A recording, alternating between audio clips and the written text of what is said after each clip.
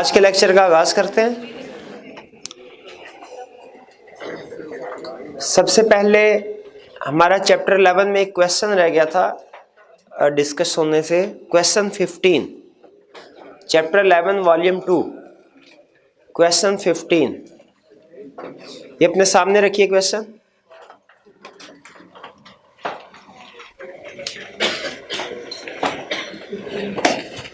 Question 15,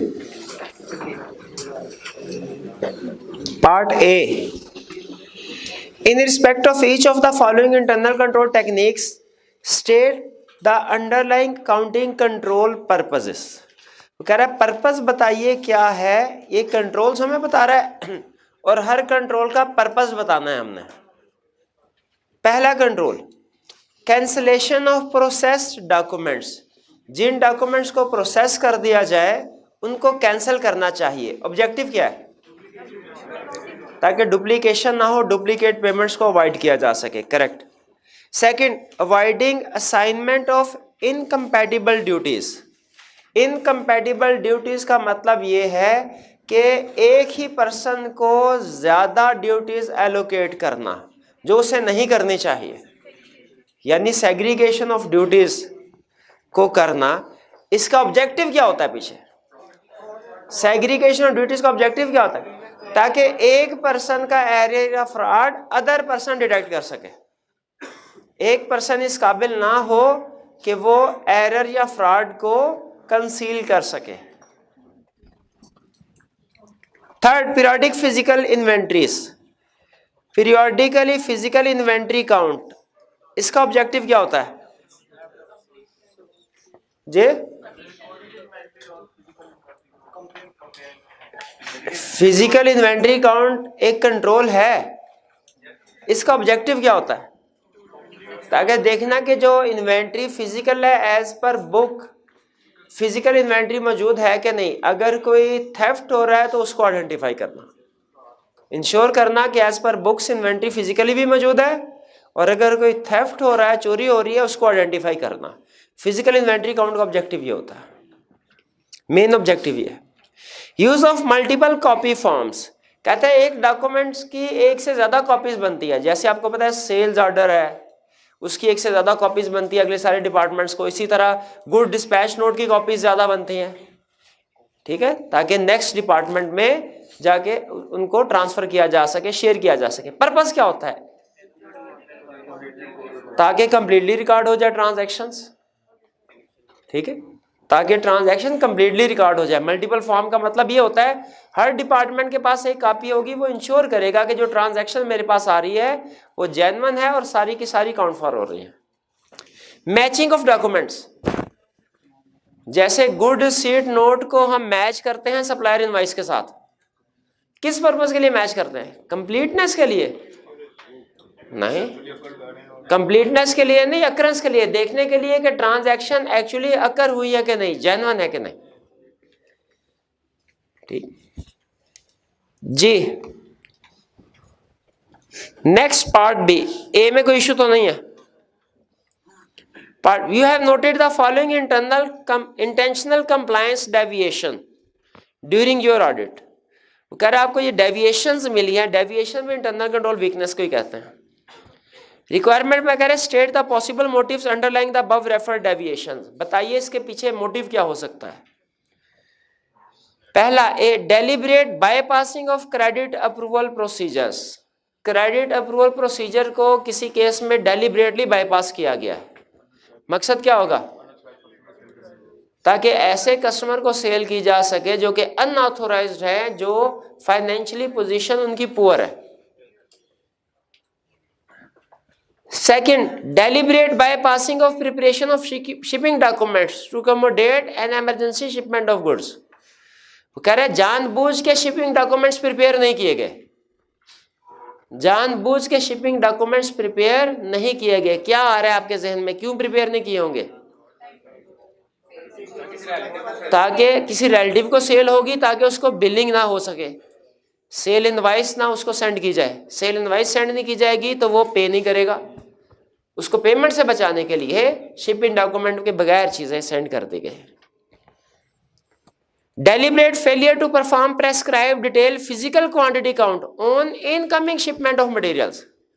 material आ रहे हैं, जानबूझ के उनको फिजिकली इंस्पेक्ट नहीं किया जा रहा। जो मटेरियल आ रहे हैं, जो इन्वेंट्री पड़ी हुई है उसकी बात नहीं कर रहा, जो शिपमेंट हम रिसीव करते हैं उन्हें जानबूझ के इंस्पेक्ट नहीं किया जा रहा। आपको याद है केस स्टडी हमने की थी नीलम प्राइवेट लिमिटेड वाली, उसमें भी इसी तरह फ्रॉड हो रहा था ना।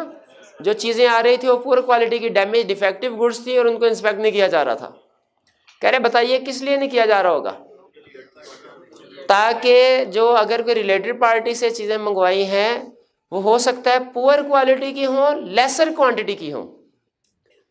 क्योंकि जब हम शिपमेंट आती है हमारे पास, परचेज करते हैं, उसको इंस्पेक्ट करने का मतलब क्या है, मकसद क्या है? ये देखना कि हमारी ही ऑर्डर है, परचेज ऑर्डर वही है, और चीज़ों की क्वांटिटी और क्वालिटी इंस्पेक्ट करना पूरी सही है कि नहीं।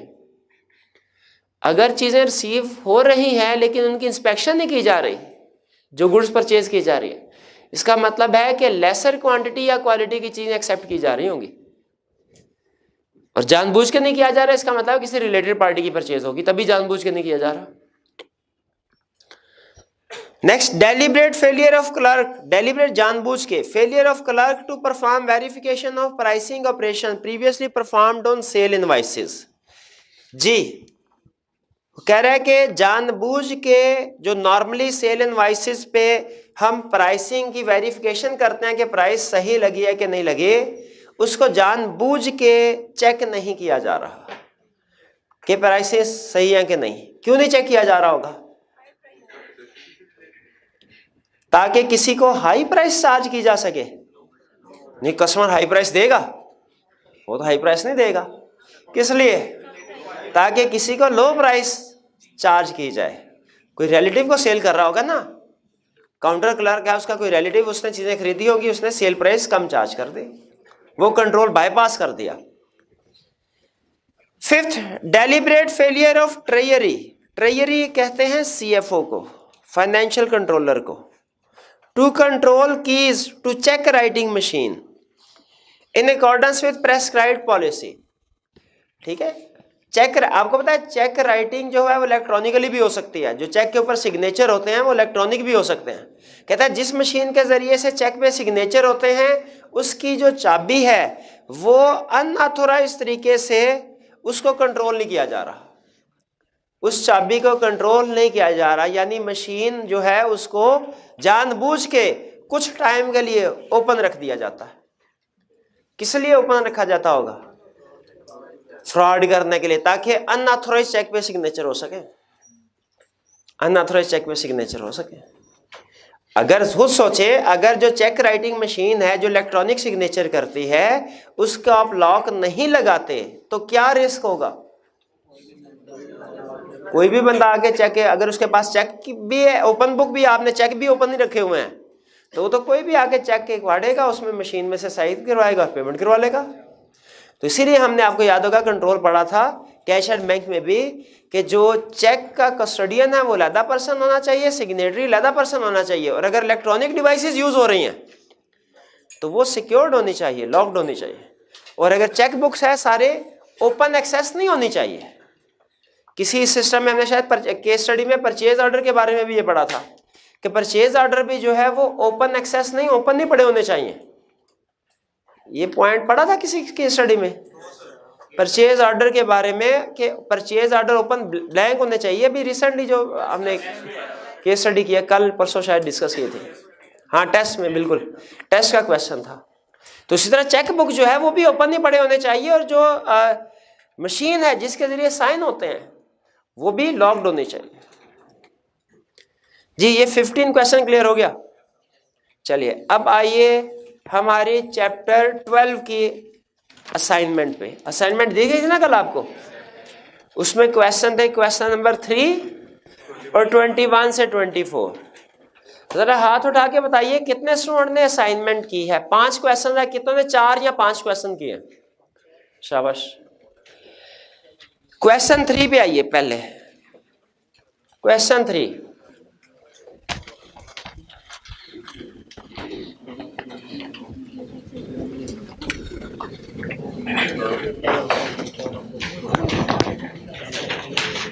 जी मेरे भाई, क्वेश्चन 3 के बारे में बताइए कि कह क्या रहा है वो। कल आए, अच्छा पूछना शुरू कर दें, मजबूरियां शुरू हो जाती हैं आपकी, जैसे ही पूछे।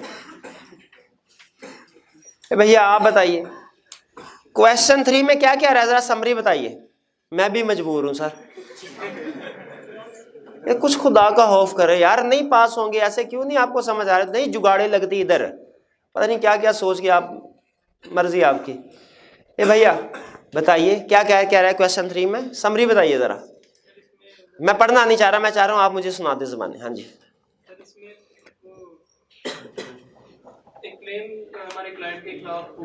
हमारे क्लाइंट के खिलाफ एक क्लेम फाइल किया गया है। किस चीज का क्लेम फाइल किया, क्या गुनाह किया उसने? ब्रीच ऑफ कॉन्ट्रैक्ट का, कि किसी कॉन्ट्रैक्ट की वायलेशन की है। उसकी नेचर नहीं बता रहा कि क्या वायलेशन की है, कोई हमने कोई डिफेक्टिव माल उसको बेच दिया है, कोई उसकी शान में गुस्ताही कर दी है, क्या? अच्छा कुछ नहीं, अच्छा ठीक है, उसका केस फाइल कर दिया। और आगे क्या कह रहा है? 10 मिलियन का उसने क्लेम फाइल किया। 10 मिलियन का क्लेम फाइल किया है। वो कह रहे हैं कि out of court settlement 5 million तक क्लेम कर सकते हैं। 5 मिलियन तक की आउट ऑफ कोर्ट सेटलमेंट के लिए तैयार हैं, उम्मीद है। अच्छा आउट ऑफ कोर्ट सेटलमेंट हो गई है कि वो कह रहा है कि हो जाएगी अनकरीब, चांसेस हो जाए? अच्छा चलिए ठीक है, जरा रिक्वायरमेंट पढ़िए इसके। रिक्वायरमेंट पढ़ के मुझे बताइए। अब ये तो मैं आपसे पूछूंगा नहीं किस चैप्टर का क्वेश्चन है, आप फौरन कहेंगे सब्सटेंटिव प्रोसीजर का, नहीं ये नहीं पूछूंगा। मुझे ये बताइए रिक्वायरमेंट के किस लफ्ज से पता चला आपको कि सब्सटेंटिव प्रोसीजर का क्वेश्चन है? ऑडिट प्रोसीजर, इसको अंडरलाइन कीजिए। अच्छा ऑडिट प्रोसीजर का क्वेश्चन पूछा है उसने। अब नेक्स्ट क्वेश्चन मुझे ये बताइए किस एरिया में से ये ऑडिट सब्सटेंटिव प्रोसीजर में से क्वेश्चन पूछा है उसने। अच्छा मिलाया किसके साथ है? चैप्टर 12 को मिला सकता है दूसरे चैप्टर के साथ भी, किस चैप्टर के साथ मिलाया? Audit report. देखिए चैप्टर 4 की बजाय बेहतर है कहें आप ऑडिट रिपोर्ट, ठीक है, क्योंकि हो सकता है आपको कोई डिस्कशन करनी पड़े किसी ऐसे स्टूडेंट के साथ जो आई कैप की बुक पढ़ता है, ठीक है, तो आप उसे कहेंगे चैप्टर 4, वो समझेगा आई कैप का चैप्टर 4, ठीक है। तो ऑडिट रिपोर्ट टॉपिक का नाम बताना बेहतर है नंबर चैप्टर नंबर बताने से। तो ऑडिट रिपोर्ट के साथ उसने इसको मिक्स किया। लीगल केस है, अब हमने बताना है प्रोसीजर क्या परफॉर्म करेंगे। लीगल केस में सबसे अहम प्रोसीजर क्या है मेरे भाई? कल हमारे क्लाइंट के साथ लीगल केस फाइल हुआ, सबसे अहम प्रोसीजर क्या होगा? लॉयर से कंफर्मेशन लेंगे, बताओ भाई लीगल स्टेटस क्या होगा? कंफर्मेशन ले ली बस। अच्छा बताइए जो फसाद की जड़ है एग्रीमेंट, मैनेजमेंट फसाद की जड़ नहीं है, वो एग्रीमेंट बेसिकली जिसकी बेस पे केस लड़ा जा रहा है, क्या हमें वो एग्रीमेंट पढ़ लेना चाहिए कि वाकई उसमें कंडीशन की बेच हुई है कि नहीं और किस हद तक हुई है? एग्रीमेंट लॉयर से पूछ लिया, एग्रीमेंट पढ़ लिया। करस्पॉन्डेंस क्यों पढ़ेंगे? उनके दरमियान जो भाई 50% कैसे किया, उसने कहा होगा यार अच्छा रियायत करो, उसने कहा चलो 80% कर लो, उसने कहा नहीं 30%, निगोशिएशन चल रही होगी। हम देखेंगे इसलिए ये देखने के लिए कि क्या अगली पार्टी वाकई 50% पे तैयार हो गई है कि नहीं। 3 चीजें देख ली हमने। पहली चीज क्या? पहला प्रोसीजर लॉयर से कंफर्मेशन, दूसरा एग्रीमेंट पढ़ लिया, तीसरा उनकी कम्युनिकेशन आपस में देख ली। ईयर एंड के बाद सेटलमेंट एक्चुअली हुई है कि नहीं, क्योंकि अभी वो ये नहीं कह रहा कि एक्चुअली हुई है कि नहीं, अभी कह रहा है चांसेस है। क्या ये देखना चाहिए कि ईयर एंड के बाद के एक्शंस क्या है, डिसीजन क्या हुआ है, सेटलमेंट क्या हुई है। अगर सेटलमेंट हो चुके ईयर एंड के बाद वो देख लेंगे, वो तो हमें कंफर्म कर देगी ना कितनी प्रोविजन रिकॉर्ड होनी चाहिए, ठीक। अब एक चीज और सुनना है, जब कभी लिटिगेशन होना, लिटिगेशन मैनेजमेंट से रिप्रेजेंटेशन जरूर लेते हैं, ये रिक्वायर्ड है। रिप्रेजेंटेशन किस चीज की? कि बताइए आप क्या कोर्ट के जरिए से डिसीजन फाइनलाइज करवाएंगे या आउट ऑफ कोर्ट सेटलमेंट? अब देखिए आउट ऑफ कोर्ट सेटलमेंट तो मैनेजमेंट की अपनी इंटेंशन है ना, अपनी इंटेंशन है, तो हम उन्हें कहेंगे लिख के दीजिए कि वाकई आप इस केस में कैसे परस्यू करना चाहते हैं। मैनेजमेंट से रिप्रेजेंटेशन लेंगे। क्या बोर्ड ऑफ डायरेक्टर्स के मिनट्स भी देख लेने चाहिए, उसमें इस केस की शायद कुछ डिस्कशन हुई हो, वो भी देख सकते हैं। अच्छा रिप्रेजेंटेशन लाजमी ऑब्टेन करने हैं। क्या सिर्फ रिप्रेजेंटेशन ऑब्टेन कर लें, बाकी सारे प्रोसीजर ना परफॉर्म करें, चलेगा? पक्की बात है। इसका मतलब है रिप्रेजेंटेशन अकेली सफिशिएंट एप्रोप्रिएट ऑडिट एविडेंस नहीं है, हमने हमेशा दूसरा प्रोसीजर भी परफॉर्म करना है। रिप्रेजेंटेशन ऑब्टेन करना है लाजमी, लेकिन सफिशिएंट एप्रोप्रिएट नहीं है, हमने बाकी प्रोसीजर भी परफॉर्म करने। ये पॉइंट नहीं, क्या मतलब? नहीं, पैसे नहीं निकालने लगा, ऐसे ना करे जैसे। अच्छा, अब बताइए, ये तो हो गया प्रोसीजर। मेरा भाई मुझे बताएगा, ये प्रोसीजर वाला मेरा टॉपिक थोड़ा वीक है, जरा मुझे दोबारा बताइए। अगर लीगल केस चल रहा है हमारे क्लाइंट का किसी और पार्टी के साथ, तो हमने क्या क्या प्रोसीजर परफॉर्म करना है? लॉयर से कंफर्मेशन लेटर्स सेंड करेंगे, ठीक है। और रिटर्न किससे लेनी है? लॉयर से। तो ये कहे ना, बताए ना, रिटर्न रिप्रेजेंटेशन मैनेजमेंट से लेंगे। और इंस्पेक्ट एग्रीमेंट, जिसकी वो कह रहा है ब्रीच की कंडीशन है। मैं देखिए पढ़े तो सही, लिखा क्या हुआ है? 3 चीजें। कॉरेस्पॉन्डेंस किसकी, किसके साथ? क्लाइंट की थर्ड पार्टी के साथ, जो भी उसने नाम दिए होंगे वो लिख देंगे। अच्छा, कॉरेस्पॉन्डेंस भी देख लिया। और अगर सेटलमेंट ईयर एंड के बाद हो गई या ईयर एंड के बाद देखेंगे स्टेटस क्या है। लिटिगेशंस का ईयर एंड के बाद स्टेटस देखते हैं ना, क्योंकि एडजस्टिंग इवेंट है। अच्छा, और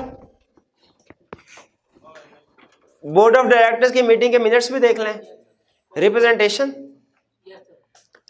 अच्छा चलिए, ये सारे प्रोसीजर परफॉर्म कर लिए, ये तो क्या। अब इंपैक्ट ऑन रिपोर्ट पे आइए। इंपैक्ट ऑन रिपोर्ट क्या होगा? अगर मैनेजमेंट ने प्रोविजन रिकॉर्ड नहीं कर ली, अगर कर ली तो फिर ठीक है, रिपोर्ट पे कोई इंपैक्ट नहीं आएगा, अनमोडिफाइड ओपिनियन हो गया। क्या आएगा इफेक्ट? ये हाल है, भूल गए चैप्टर 4। एक्सेप्शनल लिटिगेशन पे एमसीज ऑफ मैटर पैराग्राफ, वो आएगा कि नहीं? भूल गए आप।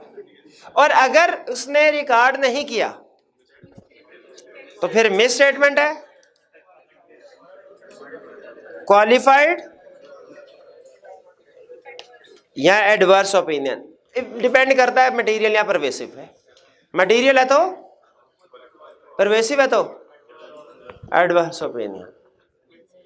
ये क्वेश्चन समझ आया? प्रोसीजर बताना है, नहीं समझ आया? नहीं आया। फिर से मुझे बताइए कि अगर क्लाइंट के खिलाफ लीगल केस चल रहा है हमारे क्लाइंट के खिलाफ, तो क्या प्रोसीजर हमने परफॉर्म करना है? लॉयर को कंफर्मेशन लेटर सेंड करना है, डायरेक्टर्स की मीटिंग के मिनट्स देख लेंगे, शाबाश। एग्रीमेंट देख लेंगे पार्टीज का क्या है, वो क्या कहता है। कॉरेस्पॉन्डेंस देखेंगे उनकी आपस की, किस बात पे सेटलमेंट हो रही है, कितनी अमाउंट पे। ईयर एंड के बाद इवेंट्स देख लेंगे। लिटिगेशन में हमेशा ईयर एंड के बाद इवेंट्स को देखना होता है, अगर एडजस्ट हो जाए तो एडजस्टिंग इवेंट है, फैसला हो जाए तो। बिल्कुल एक अहम प्रोसीजर है क्या, रिप्रेजेंटेशन लेटर लेना है मैनेजमेंट से, ठीक है। ऐसे जो लिटिगेशंस होती हैं या जो मैनेजमेंट की इंटेंशंस होती हैं, उनके ऊपर रिप्रेजेंटेशन लेटर लेना एप्रोप्रिएट है, जरूरी है। चलिए, क्वेश्चन 3 क्लियर है जी। अगर मैनेजमेंट रिप्रेजेंटेशन देने से रिफ्यूज कर दे, चैप्टर 4 में इसका जवाब लिखा हुआ है, वो स्कोप लिमिटेशन होगा। Next question 21।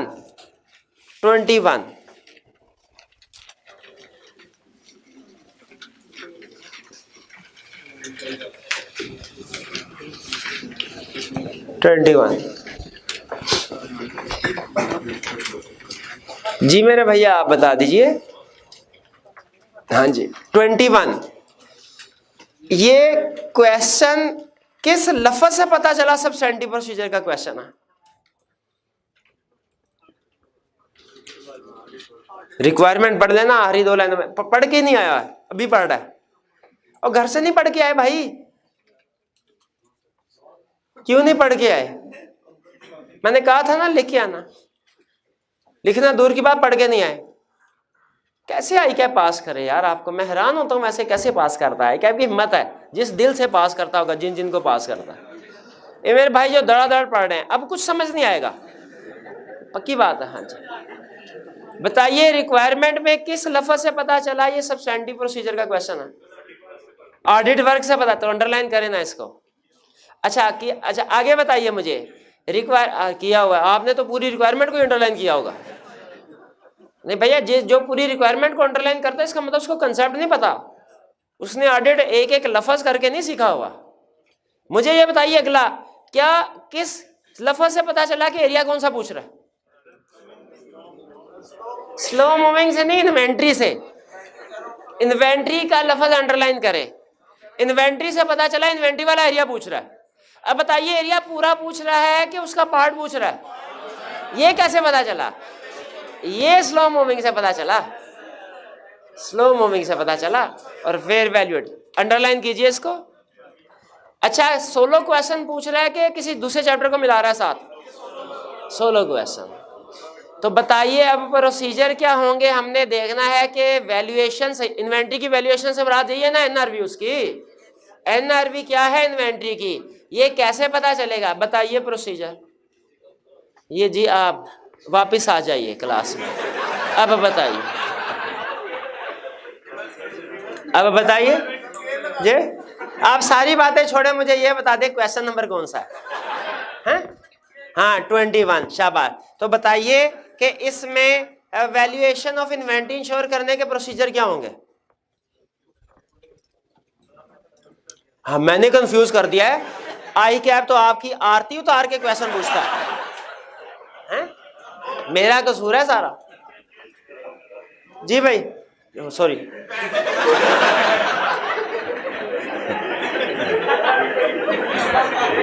नहीं मेरे भाई, आप ये भाई मेरे ये भाई बताएगा। नहीं ये साथ हमारे कारी साहब जी भाई।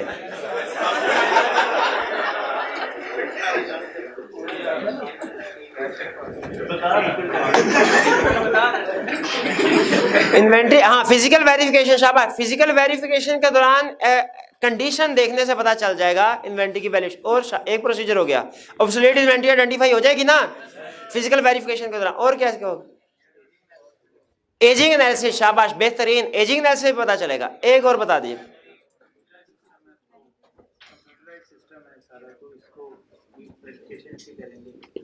हाँ जी, एजिंग रिपोर्ट हो गया, फिजिकल वेरिफिकेशन हो गई। इसके अलावा कोई सेल प्राइस हमें देखनी चाहिए, ईयर एंड के बाद किस प्राइस में सेल हुआ है? बिल्कुल सेल हुआ है, ईयर एंड के बाद sale. Inventory turnover ratio calculate करेंगे और मैनेजमेंट से पूछ लेंगे कि इंक्रीज किस वजह से जी। हाँ अगर डिफेक्टिव इन्वेंट्री ईयर एंड के बाद रिटर्न छा गए हैं वो। अच्छा मुझे सिर्फ ये बताएं, जब हमने ये पूछना है कि कोई इन्वेंट्री ऑब्सोलीट तो नहीं पड़ी हुई आपके पास, रेलिवेंट पर्सन कौन है? 3 ऑप्शन दे रहा हूं। पहली ऑप्शन सीएफओ, दूसरी ऑप्शन है हमारा डायरेक्टर, तीसरी ऑप्शन वेयर हाउस मैनेजर। शाबाश, वेयर हाउस मैनेजर। उसके साथ डिस्कस करेंगे, वो सही बताएगा कौन कौन सी इन्वेंट्री ऑब्सोलीट है और कौन सी नहीं है। ठीक है, बाकी हालांकि अथॉरिटी हायर है लेकिन वो रेलिवेंट पर्सन नहीं है। नहीं इसमें मेरा सारे प्रोसीजर लिखने, इसमें सारे प्रोसीजर लिखिए आप। ठीक है, वो हमें सिर्फ 21 में कहानी की शक्ल में बता रहा है। ठीक है, असल में प्रोसीजर हमसे कौन से पूछ रहा है? स्लो मूविंग आइटम्स को आइडेंटिफाई करने के, ऑब्सोलीट आइटम्स को आइडेंटिफाई करने के। ठीक है, इसमें कंप्यूटर सिस्टम का कोई ताल्लुक नहीं है, सिवाय इतना कि जो एजिंग रिपोर्ट है वो आसानी से अवेलेबल होगी। आंसर में लिखा है कि inspect inventory listing for items with selling price below cost and included in provision. हाँ प्रोविजन, शाबाश। देखें हम पढ़ते ये है inventory recorded at lower of cost and NRV. Inventory को राइट डाउन करने के लिए एनआरवी पे लाना है, एनआरवी पे लाने के लिए प्रोविजन रिकॉर्ड करते हैं। Cost minus provision is equal to NRV होते हैं। ठीक है, इन्वेंट्री को एनआरवी पे लिखें या उसकी प्रोविजन रिकॉर्ड करें, एक ही बात है।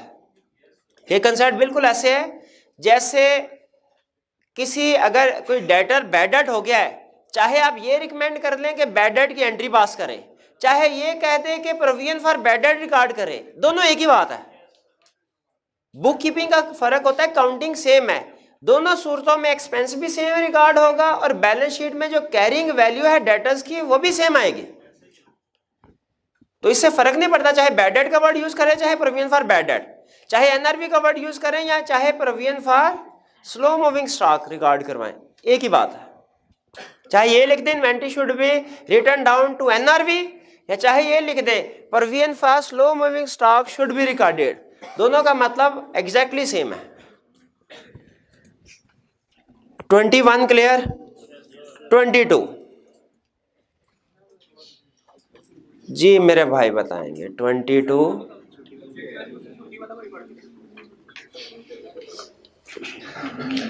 ये जो कॉर्नर पे दूर एक भाई बैठे, भैया आप बता दीजिए। हाँ जी, ये 22 में क्या क्या रहा है जरा कहानी तो बता दे जल्दी से, टाइम कम है हमारे पास।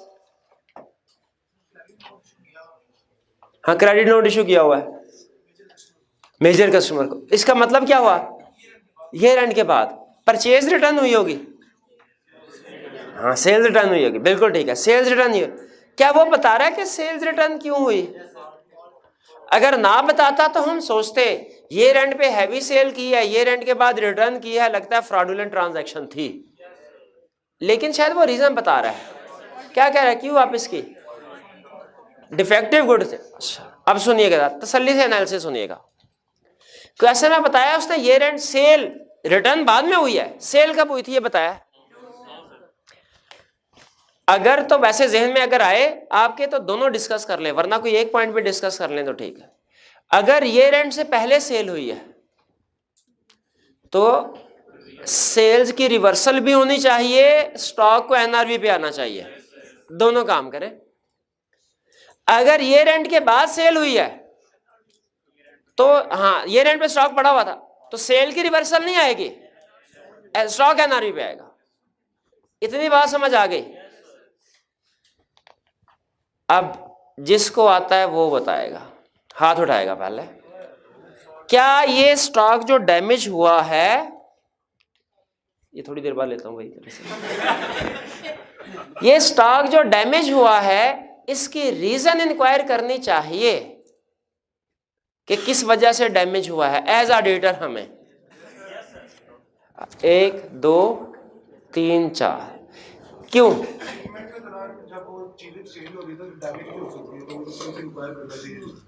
जी आप सर, अगर तो हुआ शिपमेंट के दौरान तो फिर तो बस उन चीजों की होनी है, अगर नहीं हुआ मतलब पीछे तो मशीनरी वगैरह की। शाबाश, अच्छा आंसर है आपका, भी आंसर ठीक था लेकिन आपने आधा आंसर दिया है, इन्होंने पूरा आंसर दिया है। ये अगर शिपमेंट, लेकिन पहले उन्होंने कहा था ना, पहले उन्होंने रीजन सुन लीजिए, रीजन सुन लीजिए। अगर तो डैमेज हुआ है शिपमेंट के दौरान में ट्रांसपोर्टेशन, तो फिर सिर्फ वो जो इन्वेंट्री है स्पेसिफिक उसी को हमने एनआरवी पे लेके आना है। लेकिन अगर कोई मैन्युफैक्चरिंग फॉल्ट है तो हमने देखना है बाकी की इन्वेंट्री को भी एनआरवी पे आना पड़ेगा, इसलिए हमें जो डैमेज होने की रीजन है उसे इंक्वायर करना चाहिए। ठीक करें कंसेप्ट? चलिए प्रोविजन, हाँ अगर तो वो मैन्युफैक्चरिंग फॉल्ट है तो फिर फर्दर लेकिन हम यहाँ पे रिस्क असेसमेंट नहीं कर रहे, इसलिए बाकी की चीजों को डिस्कस नहीं करेंगे। ठीक है, सिर्फ जो उसने कहा है कि मुझे इस एरिया में प्रोसीजर बताओ वही बता रहे हैं। 22 क्लियर हो गया? जी मेरे भाई। आपने कहा कि सेल अगर ईयर एंड के बाद हो तो नेक्स्ट ईयर की ट्रांजैक्शन नहीं हो जाएगी। हाँ, अगर ये बिल्कुल, अगर ईयर एंड के बाद सेल हुई तो नेक्स्ट ईयर की ट्रांजैक्शन। लेकिन अगर डैमेज आइटम्स पड़ी हुई थी आपकी ईयर एंड पे, सेल हुई ईयर एंड के बाद और आपको पता चल गया कि ये डैमेज है, तो वो एडजस्टिंग इवेंट बनेगा कि नहीं? सेल्स के लिहाज से एडजस्टिंग नहीं होगा, एनआरवी ऑफ इन्वेंट्री के लिहाज से एडजस्टिंग होगा। लिखा हुआ उन्होंने कि ईयर एंड के बाद अगर एनआरवी की कंफर्मेशन हो कि कम है तो वो एडजस्टिंग इवेंट होता है।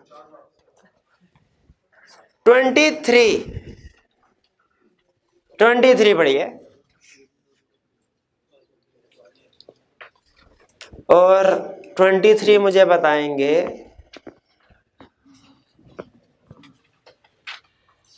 आपने बताना, चले आप बता दे, बताइए 23 में क्या मसला है, क्या मसला क्या हुआ इसमें? चेक मिला और वो क्लियर हो गया 20 अक्टूबर, तो डिले है चेक नहीं। तो चेक जो है 30 सितंबर को जमा करवाया था, बीआरएस में आ रहा था ना। चेक रिसीव कब हुआ? 30 सितंबर या उससे पहले, क्योंकि बीआरएस में आ रहा था। क्लियर कब हुआ? 20 अक्टूबर। तो क्लियर हो गया, क्या मसला है? अनयूजुअल डिले है। अच्छा, अनयूजुअल डिले है तो क्या मसला हो सकता है? अनयूजुअल डिले क्यों है? हो सकता है, दो चीजें हो सकती है। एक ये कि कंपनी के कंट्रोल्स ओवर चेक वीक हैं, कंट्रोल्स ओवर कैश वीक हैं। वो चेक 2-3 हफ्ते के बाद जमा करवाते हैं। आपको पता है चेक अगर रिसीव हो जाए, बैंक में जमा करवाएं तो कितने दिनों में क्लियर हो जाता है? 2-3 दिन में। ये 20-21 दिन लग रहे हैं, ज्यादा डिले लग रहा है ना। दो पॉसिबिलिटी है। पहली पॉसिबिलिटी है कि चेक रिसीव करके सो जाते हैं और जब इन्हें याद है चेक पड़ा था बैंक में जमा करवा देते हैं। इसका मतलब क्या हुआ कि controls over cash received weak है। इसका एक दूसरा मतलब भी है, क्या? कैशियर फ्रॉड कर रहा होगा। कैशियर फ्रॉड कर रहा होगा। क्या फ्रॉड कर रहा होगा भला? आपको पता है सूदी निजाम जो है वो बहुत तरक्की कर गया है। पहले पुराने जमाने में मंथली बेसिस पे इंटरेस्ट मिलता था, अब जो इंटरेस्ट कैलकुलेट होता है वो डेली बेसिस, डेली बैलेंसेस पे होता है। तो कैशियर क्या करते हैं नॉर्मली? वो कहते हैं अच्छा पेमेंट तो करनी है, चेक है ना, चेक पहले अपने अकाउंट में डिपॉजिट करवाया, 10-15-20 दिन उसका सूद खाया, उसके बाद कंपनी के अकाउंट में जमा करवा दिया मंथ एंड से पहले वाले, ताकि पता चले मंथ एंड रिपोर्ट में चेक क्लियर हो चुका है। ये फ्रॉड है, टीमिंग लेडिंग फ्रॉड। खास तौर पे जिन लोगों ने पे रोल डिस्ट्रीब्यूट करनी होती है ना, उन्हें जब कैश चेक मिलते हैं वो ये फ्रॉड करते हैं, टीमिंग लेडिंग। टीमिंग लेडिंग समझाया था? वो आई चलाई करते हैं, एक बंदे के अकाउंट के पैसे दूसरे में, दूसरे से तीसरे में। ये कैशियर क्या करते हैं फ्रॉड, जो जिन्होंने पे रोल या पे रोल डिस्ट्रीब्यूट करने वाले, पे रोल डिस्ट्रीब्यूट करने के लिए एम्प्लॉइज को, वर्कर्स को देने के लिए चेक आते हैं, कैश आता है इनके पास, अपने पर्सनल अकाउंट में डिपॉजिट करवा लेते हैं। कंपनी की पॉलिसी है 31 तारीख को डिस्ट्रीब्यूशन कर दी कि भैया 1 तारीख को डिस्ट्रीब्यूट करो वर्कर्स को। क्या ये क्या करेगा? 7 दिन तक अपने पास रखेगा, 7 या 8 तारीख को चेक डिस्ट्रीब्यूट करेगा। अब एम्प्लॉइज को पेमेंट तो मिल जाती है, तो वो समझते हैं शायद हमारे पेमेंट की ड्यू डेट ही 7 तारीख है। हालांकि असल में 1 हफ्ते का इंटरेस्ट कौन खा रहा है? वो बंदा जो कैश रिसीव कर रहा है। तो ये एक फ्रॉड है कंपनी के साथ, ये कर रहा है। यही फ्रॉड बताने के लिए उसने ये सवाल डाला।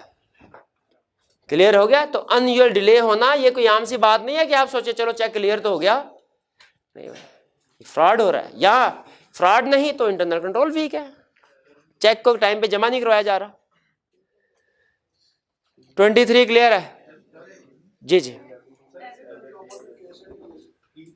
उसमें क्रेडिटर की लायबिलिटी जब चेक आ गया था तो हम पहले जमा करवा लेते ना, वो जरा उसमें रोशनी डाल। किस पे क्रेडिटर की लायबिलिटी? क्रेडिटर्स को पहले से ईयर से पहले के पैसे जमा करवा रहे, तो वो पैसे जमा करवा रहे जिससे हमारी लायबिलिटी जो फाइनेंशियल स्टेटमेंट वो कम हो जाएगी। तो वो नहीं, मुझे नहीं है याद क्या क्या।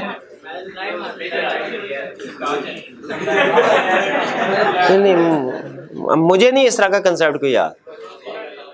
जी आपका क्वेश्चन? हाँ, इसमें एरर ऑफ बैंक लिखा हुआ है। नॉर्मली बैंक एरर नहीं करते, बैंक के कंट्रोल सबसे ज्यादा स्ट्रांग होते हैं, लेकिन हमने यूं ही एक पॉइंट एक्स्ट्रा बनाने के लिए कहा कि बैंक भी तो हो सकता है उसे चेक हमने पहले जमा करवा दिया और बाद में।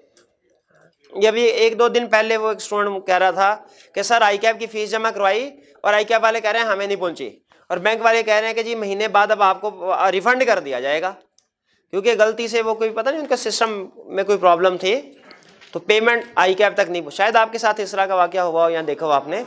तो सम टाइम बैंक, चांसेस कम होते हैं लेकिन सम टाइम बैंक भी गलती कर सकता है, एरर कर सकता है। जी, कट ऑफ एरर यही कि वो ईयर एंड से पहले जो क्लियर होना चाहिए वो ईयर एंड के बाद हो रहा है। जी, बैंक का एरर जरूरी नहीं है, मतलब चांसेस कम है, लिख दें तो अच्छा बात, गलत भी नहीं होगा।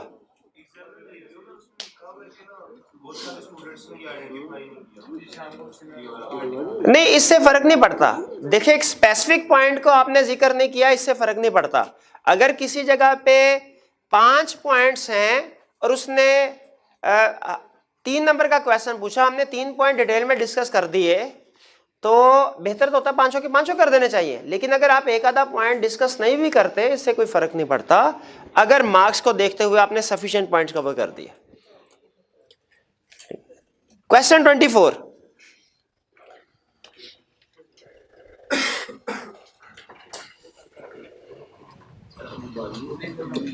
जी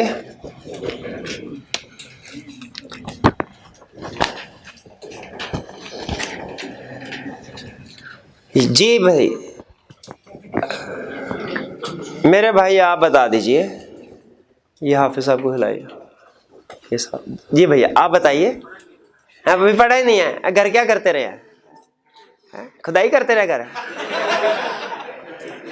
फिर अच्छा, घर का भी काम नहीं किया, पढ़ा भी नहीं है, नहीं तो जिंदगी क्यों नहीं करते? क्या है जिंदगी में, आप मुझे ये बताइए। हैं ना घर का काम करते हैं ना कॉलेज का काम करते हैं। जी, इसमें भी एक लीगल केस है, ठीक है, केस की नेचर उसने चेंज की है लेकिन है लीगल केस, तो इसका मतलब है ज्यादातर प्रोसीजर हमारे वही होंगे जो क्वेश्चन 3 के हैं।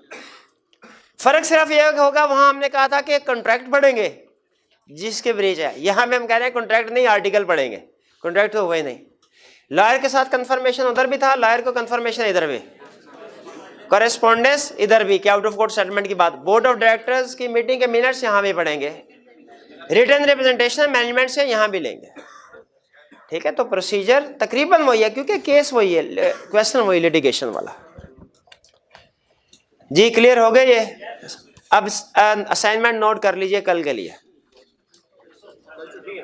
अच्छा भाई, बच्चों की तरह गलतियां निकालना शुरू कर देता है भाई, कल छुट्टी है, परसों के लिए असाइनमेंट नोट कर। अच्छा कल छुट्टी है, इसका मतलब है क्वेश्चन ज्यादा होने चाहिए क्योंकि कल छुट्टी है।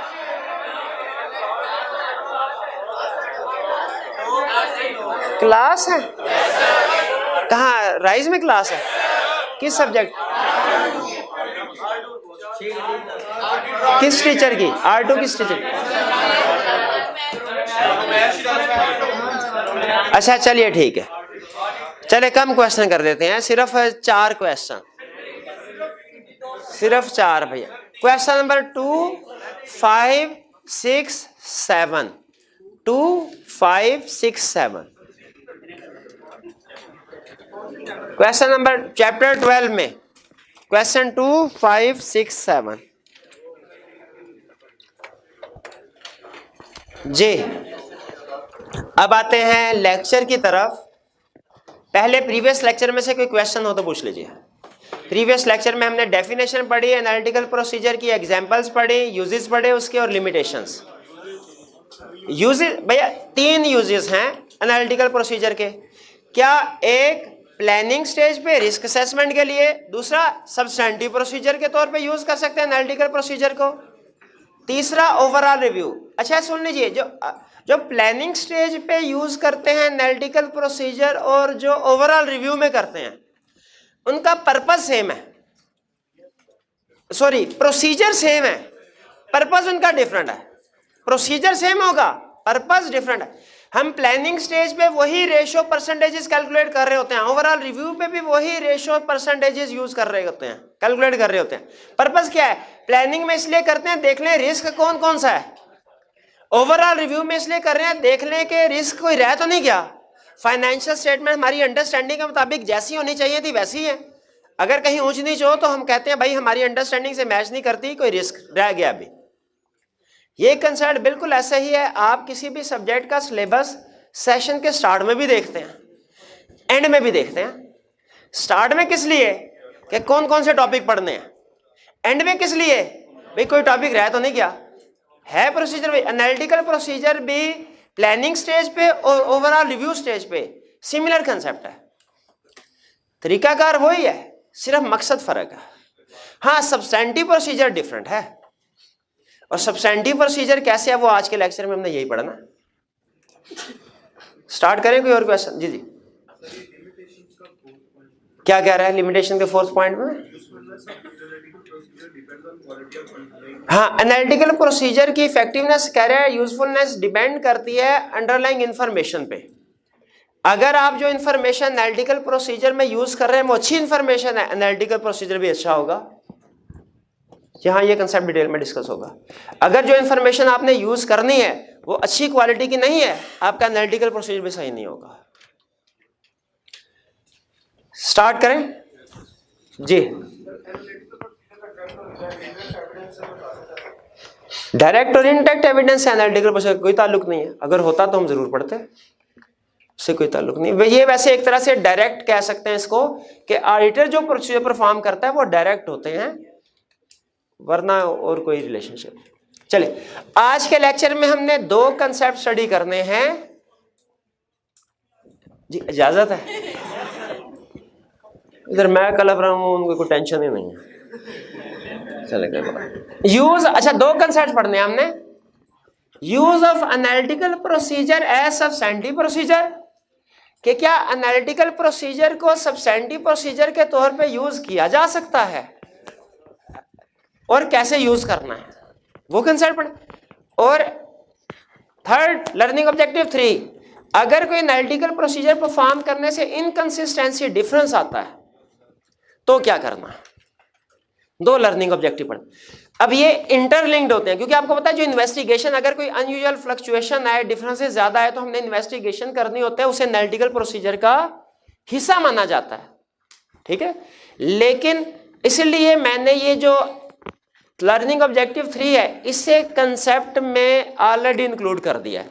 ये हमारा 2 हिस्से लर्निंग ऑब्जेक्टिव 2 से रिलेट कर रहे हैं, ये लर्निंग ऑब्जेक्टिव 3 से, लेकिन चूंकि इसके बाद उससे रिलेट करता है थोड़ा सा, तो मैंने साथ ही इसके कवर कर दूंगा लर्निंग ऑब्जेक्टिव 3 में। स्टार्ट करें एनालिटिकल प्रोसीजर को। कंसेप्ट क्या समझने जा रहे हैं हम? ये कंसेप्ट नहीं समझने जा रहे कि एनालिटिकल प्रोसीजर को एज रिस्क असेसमेंट प्रोसीजर कैसे यूज करना है, ये कंसेप्ट नहीं समझने जा रहे। क्यों? ये तो पढ़ चुके हैं भाई। कहां पढ़ चुके हैं? चैप्टर 10 में, रिस्क असेसमेंट में। हम क्या पढ़ने जा रहे हैं? एनालिटिकल प्रोसीजर को एज सब्सटेंटिव प्रोसीजर कैसे यूज करना है। चैप्टर 3 में पढ़ा था एनालिटिकल प्रोसीजर को रिस्क असेसमेंट के तौर पे भी यूज कर सकते हैं, सब्सटेंटिव प्रोसीजर के तौर पे भी यूज कर सकते हैं, चैप्टर 3 में। चैप्टर 10 में पढ़ा एनालिटिकल प्रोसीजर को एज रिस्क असेसमेंट कैसे यूज करना है। चैप्टर 15 में अब हम पढ़ने जा रहे हैं एनालिटिकल प्रोसीजर को एज सब्सटेंटिव प्रोसीजर कैसे यूज करना है। कहता है 4 स्टेप्स में 4 कंडीशंस हैं, 4 कंडीशंस या 4 स्टेप्स कह लें। एनालिटिकल प्रोसीजर को एज सब्सटेंटिव प्रोसीजर यूज करना है तो इन 4 स्टेप्स को फॉलो करना पड़ेगा। और इन 4 स्टेप्स से मुझे याद आया क्या, नेगेटिव कंफर्मेशन कब यूज कर सकते हैं। 4 कंडीशंस थी, 1 2 3 4। जी भैया, जब पता हो रिप्लाई नहीं आएगा तब नेगेटिव कंफर्मेशन यूज कर सकते हैं। भैया ऑडिट की खटिया खड़ी कर दिया आपने ये बात करके। जब पता है रिप्लाई नहीं आएगा फिर तो पॉजिटिव यूज करना है। अब बस कर भाई, हमारे कंसेप्ट ही ना खराब कर देना।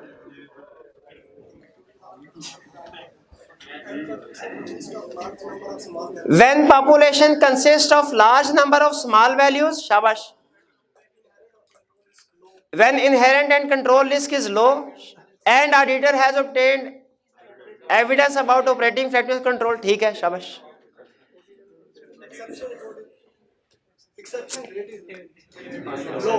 A very low exception rate is expected, ठीक है। 1 मिनट है यार, हिम्मत करने दें इनको, कोई बात नहीं, भूल जाता है थोड़ा सा। Auditor is not aware of any circumstances that, और कोई नहीं बोलेगा, डेट कंफर्मिंग पार्टी लफ्ज बोल दे बस, वो आगे डिसरिगार्ड, बिल्कुल शाबाश। Auditor is not aware of any circumstances that confirming party will disregard. ये 4 कंडीशन पूरी हो तो नेगेटिव कंफर्मेशन यूज करना है। उसी तरह एनालिटिकल प्रोसीजर को एज सब्सटेंटिव प्रोसीजर यूज करना है, 4 कंडीशन पूरी होंगी तो कर सकते हैं, वरना नहीं। 4 कंडीशन, 4 स्टेप्स पूरे करने हैं हमने। भाई कौन से स्टेप्स? एनालिटिकल प्रोसीजर को। अब जरा सुनते जाइए, एग्जाम्पल से स्टार्ट करते हैं, कंसेप्ट समझ आएगा फिर। फर्ज कीजिए मेरा कॉलेज के साथ एग्रीमेंट ये हुआ कि क्लास में जितने स्टूडेंट्स होंगे उनसे जितनी कलेक्शन होगी, फीस होगी, 25% आपको पे किया जाएगा मेरा। अब मैंने करना क्या है, मैं जब स्टूडेंट्स को पढ़ा रहा हूँ मुझे डेफिनेटली अंदाजा होगा कि क्लास में कितने स्टूडेंट्स बैठते हैं। तादाद का अंदाज़ा होगा, और मुझे ये भी अंदाज़ा होगा कि नॉर्मली एक स्टूडेंट की फ़ीस कितनी है। मैंने पहले से कैलकुलेशन अपने जहन में की होगी कि इतने स्टूडेंट हैं मल्टीप्लाइड बाय इतना फीस है उनकी, मल्टीप्लाइड बाय 25%, मुझे इतना रेवेन्यू मिलना चाहिए। सेशन एंड पे जब मुझे कॉलेज वाले चेक देंगे, मैं उसे अपनी एस्टिमेशन के साथ कंपेयर करूंगा कि नहीं। अगर वो चेक तकरीबन थोड़ा बहुत फ़र्क है लेकिन तकरीबन वही अमाउंट है जो मैंने एस्टिमेट की हुई थी, तो मैं उसे एक्सेप्ट कर लूँ। क्या मुझे डिटेल चेकिंग करने की ज़रूरत है उस वक्त? नहीं है। ये है एनालिटिकल प्रोसीजर कि ऑडिटर किसी भी एरिया की इनकम स्टेटमेंट के, किसी बैलेंस शीट, किसी भी एरिया की असेसमेंट करता है, एस्टिमेशन डेवलप करता है, अंदाज़ा लगाता है कि एक्सपेक्टेड वैल्यू कितनी होगी, और फिर इस एक्सपेक्ट को कंपेयर करता है मैनेजमेंट की रिकॉर्डेड अमाउंट के साथ। अगर दोनों तकरीबन एक जैसी हो तो ऑडिटर डिटेल में नहीं जाता, बल्कि क्या कहता है कि मैनेजमेंट ने ठीक रिकॉर्ड किया। इसे कहते हैं एनालिटिकल प्रोसीजर। इसका सबसे बड़ा फ़ायदा ये है कि आपको डिटेल में जाए बगैर, टेस्ट ऑफ डिटेल किए बगैर एविडेंस ऑब्टेन हो जाता है। लेकिन स्टैंडर्ड ये कहते हैं अगर आप एनालिटिकल प्रोसीजर को यूज़ करना चाहते हैं, आपको स्टेप बाय स्टेप कुछ चीज़ों को कंसीडर करना पड़ेगा। सबसे पहला, डिटरमिन सूटेबिलिटी। सूटेबिलिटी देखनी है। डिटरमिन सूटेबिलिटी किसकी? Of given assertion, of particular assertion, जिसको वेरीफाई करना चाहते हैं फॉर एनालिटिकल प्रोसीजर, कि जिस एरिया, जिस असर्शन को हम वेरीफाई करना चाहते हैं, चेक करना चाहते हैं, देखेंगे वो एनालिटिकल प्रोसीजर के लिए सूटेबल है भी कि नहीं। जिस असर्शन, जिस एरिया को हम वेरीफाई करना चाहते हैं, जिस पे एनालिटिकल प्रोसीजर परफॉर्म करना चाहते हैं, सबसे पहले देखो वो एनालिटिकल प्रोसीजर के लिए सूटेबल है कि नहीं। यानी हर एरिया पे एनालिटिकल प्रोसीजर परफॉर्म नहीं हो सकते। जहां पे प्लॉजिबल रिलेशनशिप एग्जिस्ट करता हो, जहां पे आप अमाउंट्स को प्रिडिक्ट कर सकते हो, जहां पे आप मिस स्टेटमेंट्स को एनालिटिकल प्रोसीजर के जरिए से डिटेक्ट कर सकते हो, वहां पे तो एनालिटिकल प्रोसीजर सूटेबल है। जहां पे प्लॉजिबल रिलेशनशिप एग्जिस्ट नहीं करता, जहां पे एनालिटिकल प्रोसीजर से मिस स्टेटमेंट डिटेक्ट नहीं हो सकती, वहां पे एनालिटिकल प्रोसीजर सूटेबल नहीं है। एनालिटिकल प्रोसीजर कहाँ सूटेबल है? जहां पे प्लॉजिबल रिलेशनशिप एग्जिस्ट करते हो, जहां पे आप अमाउंट्स को प्रेडिक्ट कर सकते हो। जैसे मुझे बताइए, अगर मैंने सेलिंग कमीशन को वेरीफाई करना है, दो एग्जांपल से कंसेप्ट क्लियर कर रहा हूं।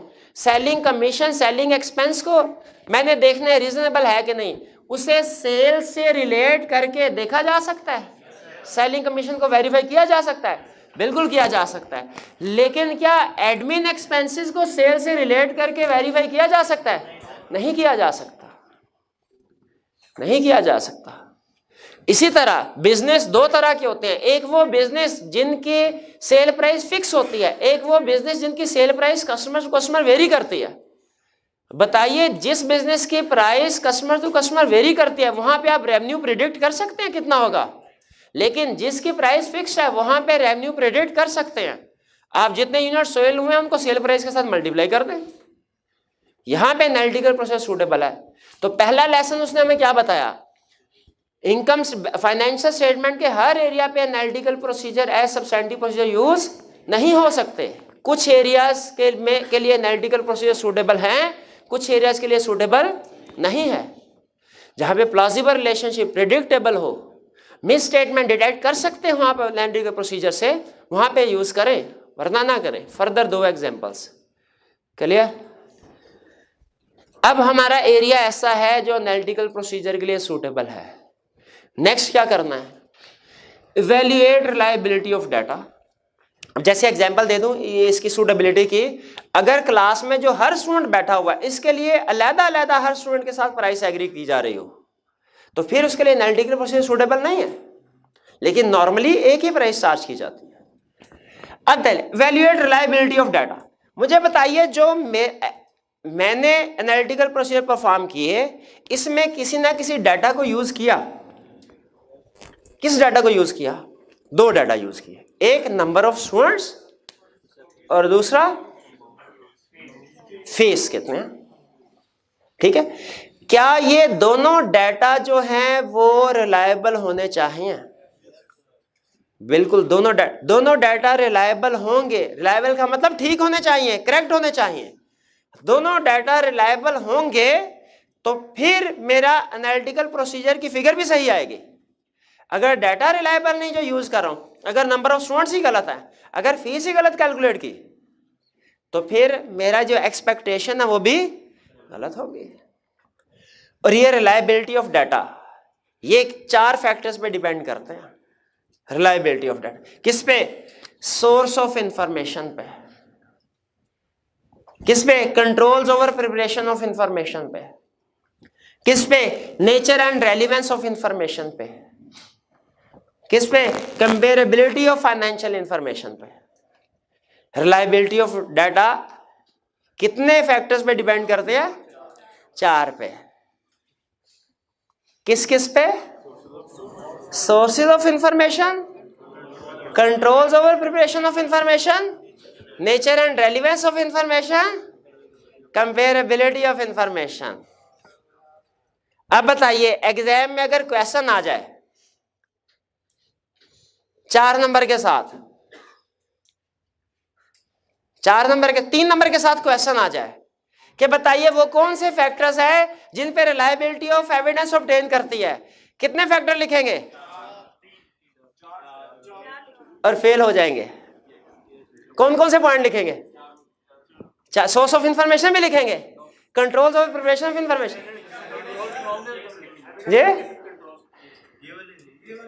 हाँ, फेल हो जाए। क्यों? ये वाले लिखने ही नहीं है, क्वेश्चन को गौर से नहीं सुना। आपने रिलायबिलिटी पे फोकस किया, ये नहीं सुना। मैंने पूछा था रिलायबिलिटी ऑफ एविडेंस।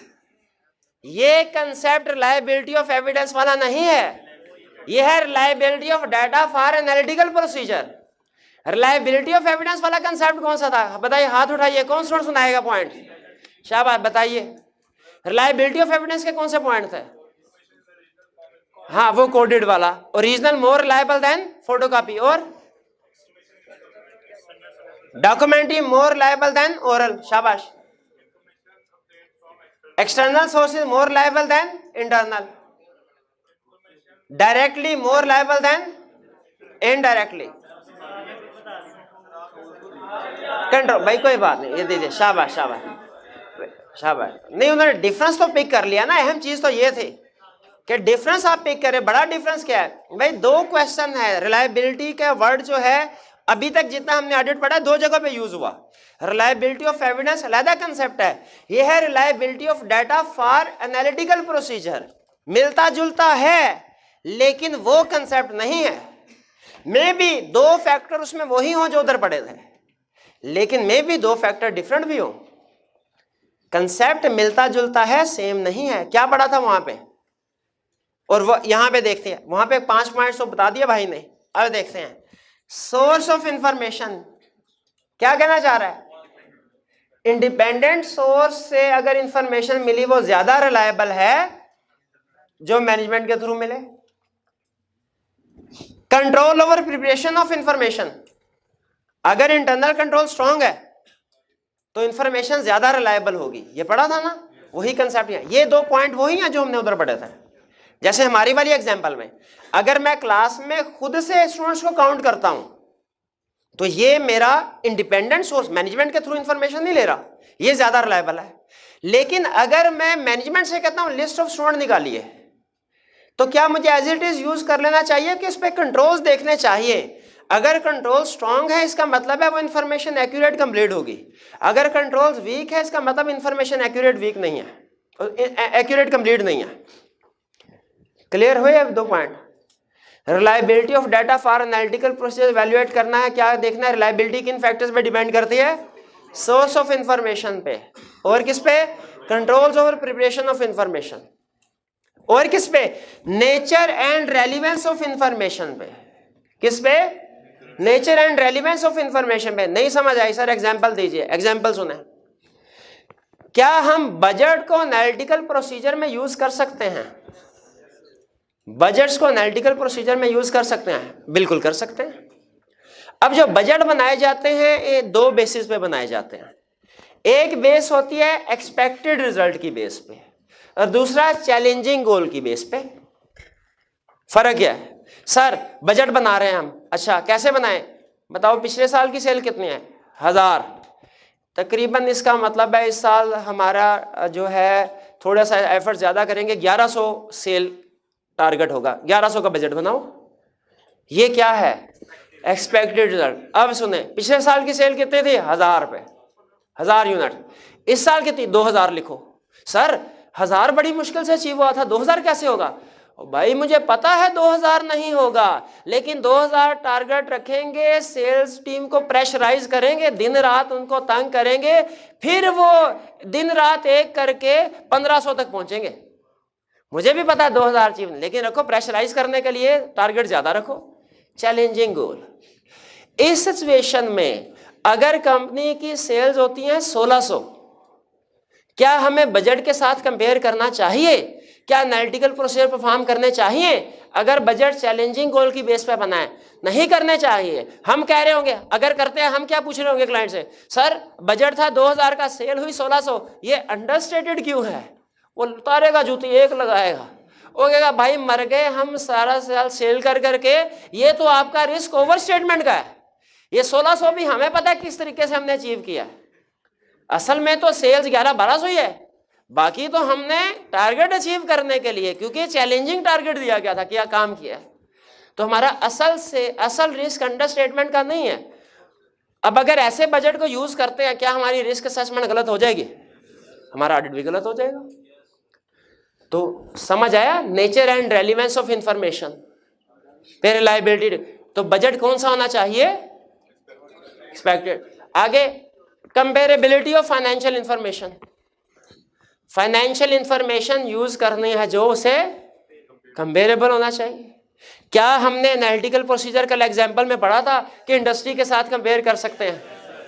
इंडस्ट्री के साथ भी पढ़ा था। Comparable parts with same entity, वो भी पढ़ा था। अच्छा मुझे बताइए, जब हम कंपेयर करते हैं इंडस्ट्री पूरी एवरेज के साथ भी कंपेयर कर सकते हैं, सिंगल कंपनी के साथ भी कंपेयर कर सकते हैं, दोनों के साथ कर सकते हैं ना। अगर हमारा क्लाइंट ऐसा है, फर्स्ट कीजिए इंश्योरेंस कंपनी है, कुछ insurance company life insurance provide करती हैं, कुछ लाइफ और नॉन लाइफ दोनों सर्विसेज प्रोवाइड करती हैं इंश्योरेंस के। इंडस्ट्री का जो डाटा होगा उसमें लाइफ होगा कि लाइफ और नॉन लाइफ दोनों का इकट्ठा? इंडस्ट्री का डाटा तो इकट्ठा होता है ना। हमारा क्लाइंट जो है वो सिर्फ लाइफ इंश्योरेंस प्रोवाइड कर रहा है।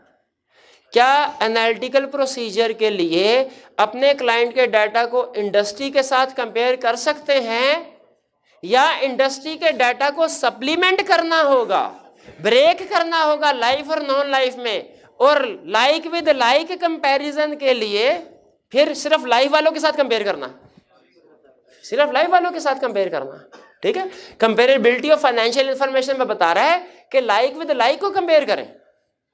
ये ना हो आपका क्लाइंट जो है वो comparable parts with in the same entity के एग्जांपल सुनने के लिए। एग्जांपल, हमारा क्लाइंट जो है वो पेट्रोल पंप, उसके डिफरेंट स्टेशंस है, एक पेट्रोल पंप को कंपेयर कर सकते हैं दूसरे के रिजल्ट के साथ, लेकिन पता चला ये पेट्रोल पंप सिर्फ पेट्रोल बेचता है, दूसरा पेट्रोल सीएनजी दोनों बेचता है। अब रिजल्ट को कंपेयर कर सकते हैं?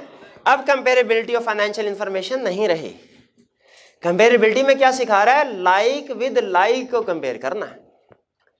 तो मेन कंसेप्ट भी आइए, रिलायबिलिटी। जो डाटा, क्या एनालिटिकल प्रोसीजर में कोई डाटा यूज होगा? 100% यूज होगा।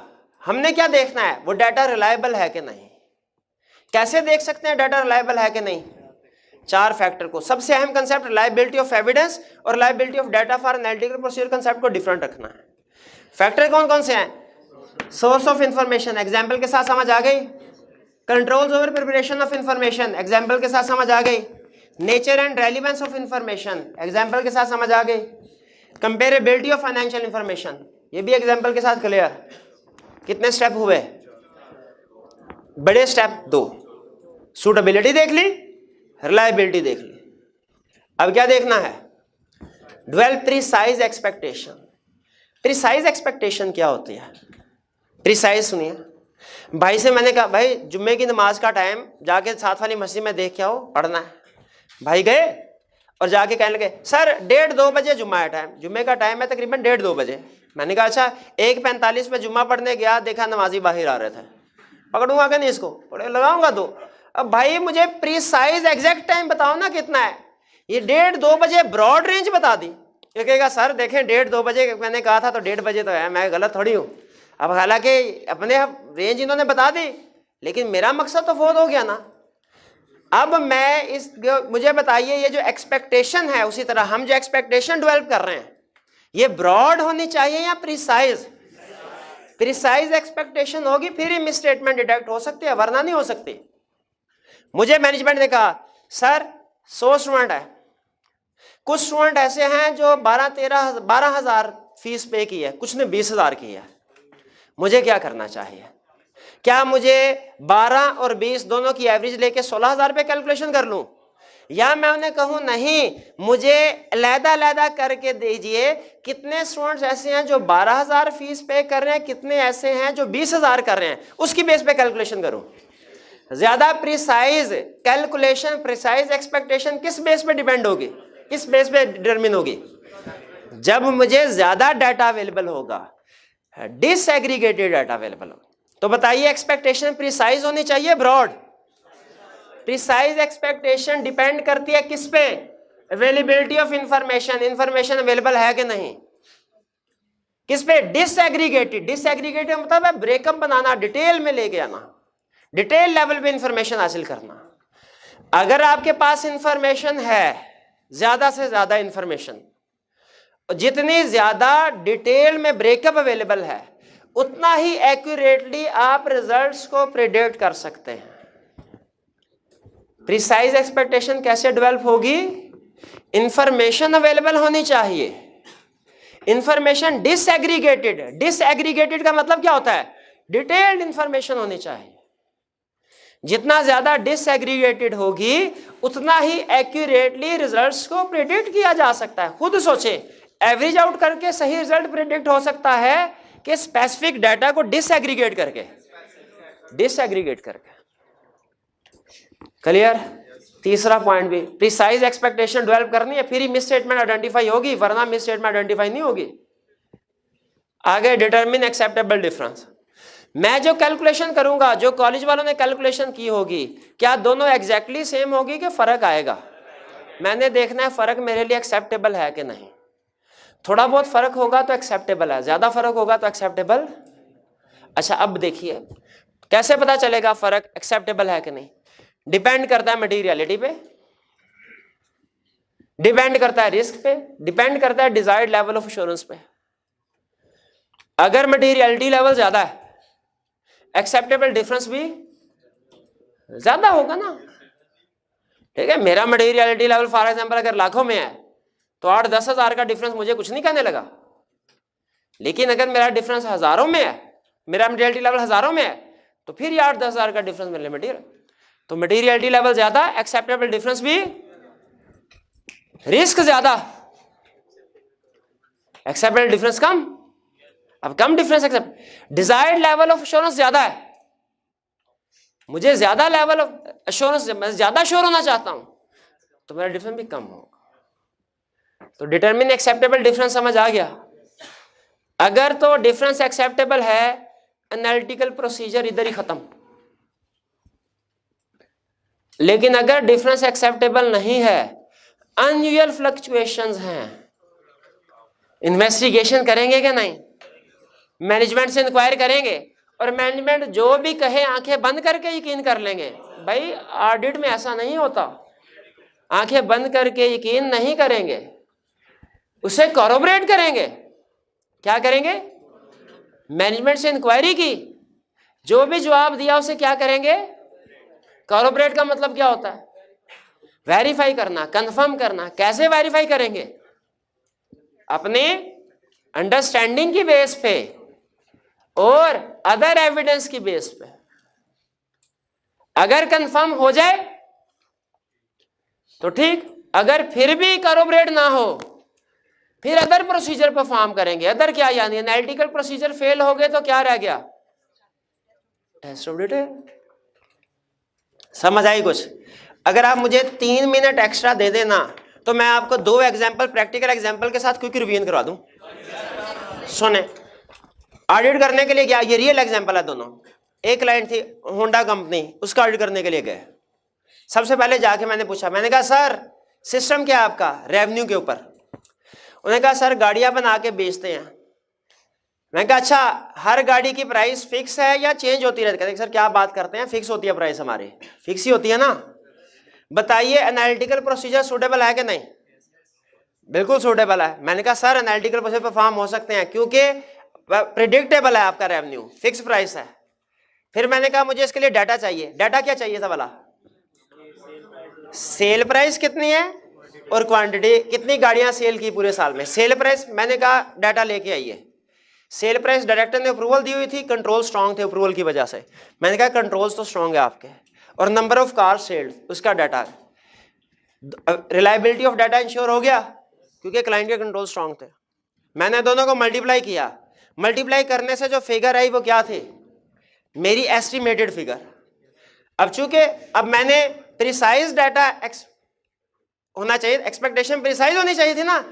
मैंने उनसे कहा सर एक ही मॉडल की गाड़ी बेचते हैं? कहने लगे नहीं, अब ये उस वक्त की बात है, अब शायद मॉडल नहीं आ गए हो। कहने लगा नहीं सर, हम एक सिटी बेचते हैं, सिविक बेचते हैं और होंडा कार्ड बेचते हैं, 3 तरह के। मुझे बताइए, मुझे सबके यूनिट को टोटल करके एवरेज सेल प्राइस के साथ मल्टीप्लाई कर दे, क्या ये प्रिसाइज एक्सपेक्टेशन डेवलप हुई? मैंने कहा सर आपके पास इंफॉर्मेशन अवेलेबल है गाड़ियों की? कहने लगा बिल्कुल इंफॉर्मेशन अवेलेबल है। मैंने कहा उसे डिसएग्रीगेट कर सकते हैं कि कितनी गाड़ियां सिविक की, कितनी होंडा की, कितनी जो है वो सिविक, कितनी सिटी, कितनी कार्ड? बिल्कुल कर सकते हैं।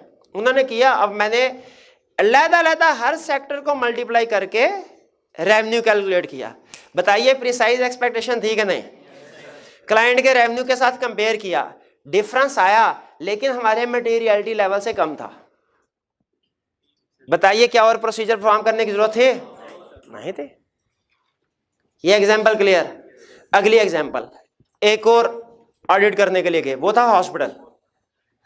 हाँ हॉस्पिटल, हॉस्पिटल में मैं गया, मुझे रेवेन्यू का एरिया दिया गया। मैंने क्लाइंट से जाके पूछा सर, ये गौर से सुनिएगा एग्जाम्पल, सिस्टम क्या है? कहने लगा सर हमारे पास रेवेन्यू आता है 2 तरह से, एक इंडोर पेशेंट, एक आउटडोर पेशेंट। मैंने कहा फर्क क्या है दोनों में?